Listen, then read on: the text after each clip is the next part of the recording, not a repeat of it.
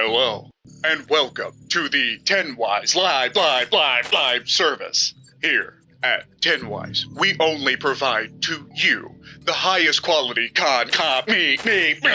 mediocre garbage. We hope you join the 10Wise live service at a monthly cash grab of $300 a year.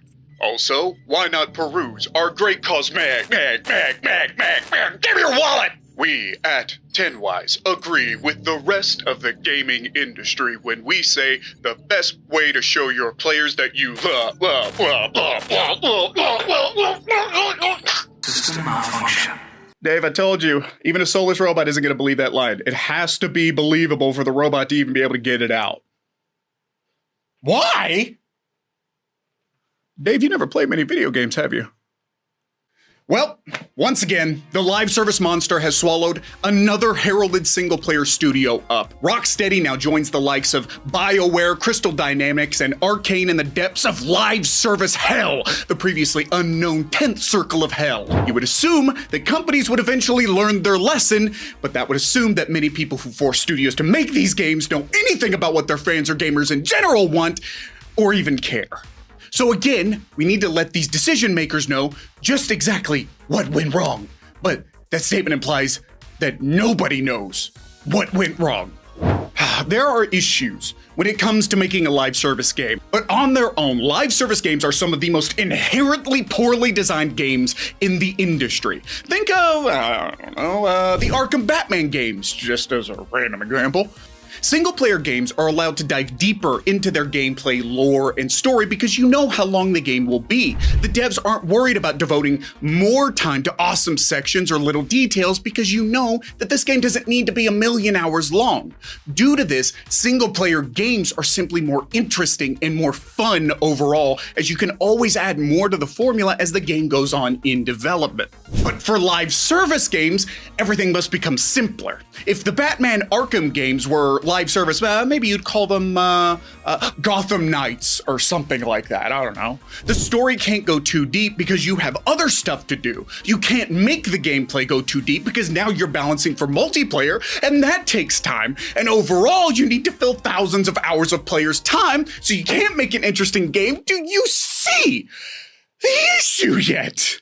Live service games are inherently bad games due to their main objective being to fill time and not create immersion, tell a great story, or hook you with a deepening gameplay progression. If you've played 1 hour of Suicide Squad, then you've basically played it all. There is nothing new to discover in this game. All of this is applicable to every live service game, and if there's one phrase that sums up my feelings on live services, it'd be, well, that's good enough. Because that's what game devs are forced to say because they have 1,000,000 other things to do to even release these games. But let's circle back to all of this, because even given all that I just said, Suicide Squad is uniquely terrible due to its own unique bad decisions. Why? Why did this game need to be canon to the Arkham games? I would love to hear one good reason as to why this game needed that connection and what exactly it even added to the game overall. When playing through this game, this connection is never used in any capacity that makes me think, oh my god, this changes everything. Or, my god, because this happened in the second Arkham game, you can do this now. This canon status was only here to sell the game further in the most cynical way possible. The feeling of a corporate suit in an office one day just sitting there demanding that Rocksteady must use their awesome game to let this crap run around in a skin suit made from the Arkham game's butchered corpse.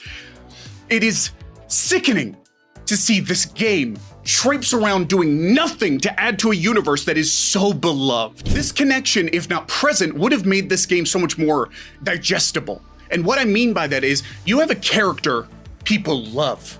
And that means something. How you treat Batman now in this game means something.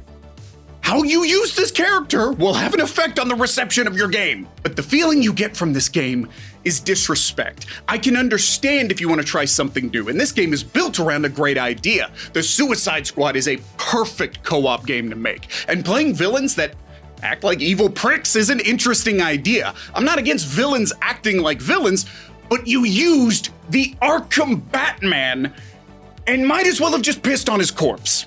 This irreverence for beloved characters can work, but the shocking lack of foresight on how this character's death would affect people is astounding to me. Yeah, in my version of The Legend of Zelda, you play as Ganondorf, and Zelda and Link from the newest Zelda games are both brainwashed. And as Ganondorf, you will murder them both, and you'll have to sit there watching Ganondorf enjoy every second of it.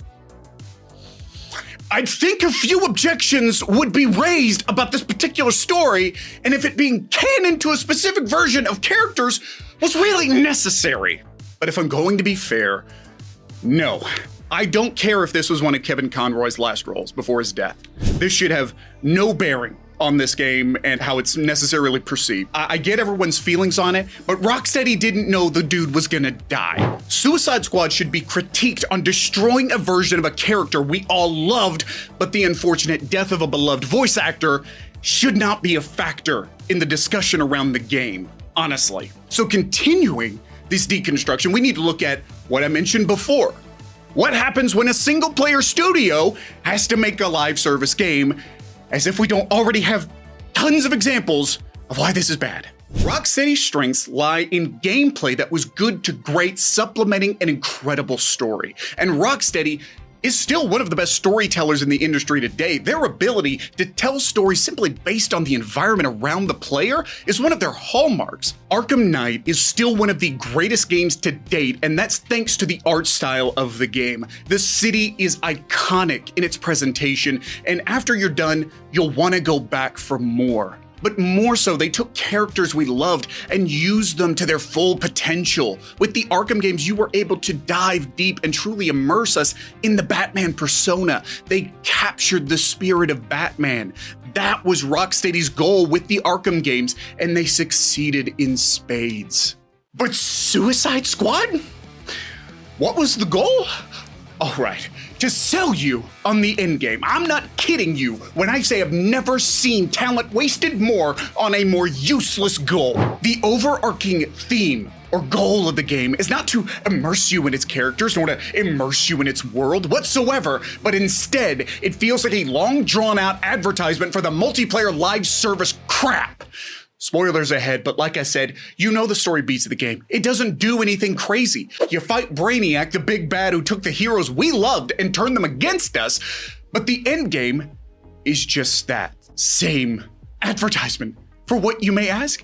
Just playing the game over again. Yeah, you just go through the game again, fight the same slightly different Brainiacs in different universes, and then guess what? You do it all over again. Yes, don't pay attention to the dynamics of the characters nor how they grow or change over time. No, all you should be worried about is what crap loot or cosmetic you're gonna buy next. The story in a Rocksteady game is now an afterthought. That's where we are now. Skip every cutscene and it will not matter. You will have missed nothing. I applaud the devs even for the work they tried to put into at least trying to mask what this game is, which is just a 10-hour story that then throws you right into its disgusting loop of repetitive, inane crap.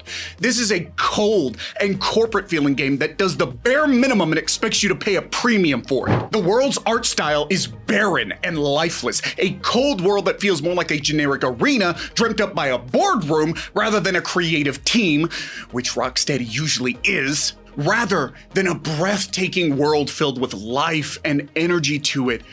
It's obvious that instead of using a team that's main strength has been storytelling and built their games around that strength, instead they were told to build a hollow, tasteless shell around a storefront and mask the transparent nature of it as much as possible. There's a reason the two founders of the Rocksteady studio left. I don't know if this was it per se, I don't know them personally, but I'd wager a bet that the decrepit scent coming off the new direction Warner Brothers was going was too much for them. Brainiac, a villain used in such great stories in the DC universe, is instead, I assume, playing the role of a Warner Brothers executive and wants to tell you about how many awesome new cosmetics and Brainiacs you're gonna fight. 6 seasons. You're supposed to play this repetitive cash grab for 6 seasons. You're gonna do all the thinly designed missions again, see all the same cutscenes again, but thankfully you'll do it this time while the shark wears a mankini.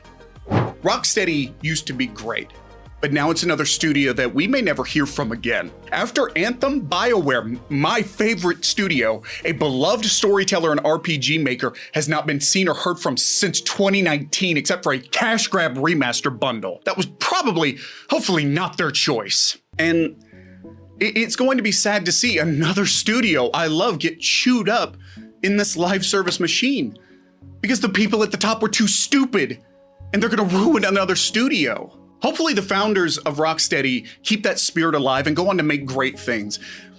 As for Rocksteady themselves and the people who rely on this studio for a job, we may have just heard the last of them.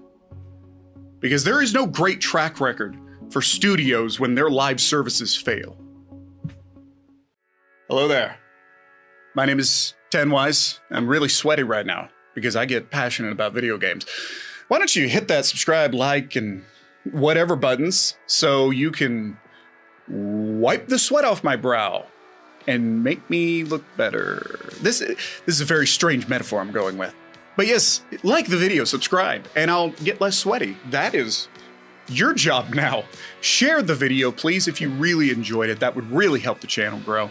Thank you so much for watching, and thank you to everyone who is subscribed, all that jazz. Join the Discord. That link is down on the bottom there. We are talking about video games. We're doing all sorts of stuff. We're gonna be live streaming soon. I'm gonna get a streaming schedule together. Just gotta make sure my school and everything I'm, doing at the same time as this, gonna, match up with that. But yeah, I hope to see you all very soon again. Thank you for watching.